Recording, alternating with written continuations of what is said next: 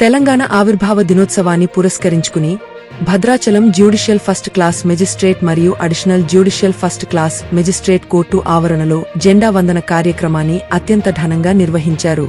ఈ వేడుకల్లో భాగంగా judicial first class magistrate Shiva Nayak జాతీయ జెండాను ఆవిష్కరించారు.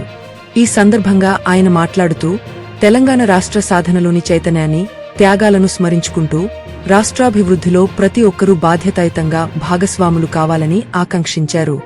న్యాయ వ్యవస్థలో పారదర్శకత మరియు మానవీయ విలువలతో కూడిన సేవలే సమాజానికి కొండంత అండని ఆయన అభివర్ణించారు.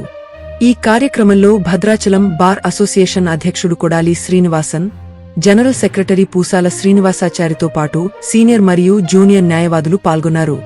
సీనియర్ న్యాయవాది గోడపర్తి నాగరాజు ప్రసంగిస్తూ న్యాయవాద వృత్తిలోని నైతికతను, ప్రజాస్వామ్య విలువలను కాపాడటంలో న్యాయవాదుల పాత్ర ఎంతో కీలకమని, రాజ్యాంగం కల్పించిన హక్కులను సామాన్యులకు చేరవేస్తూ న్యాయం కోసం నిరంతరం శ్రమించడమే మన అసలైన బాధ్యత అని వారు పేర్కొన్నారు.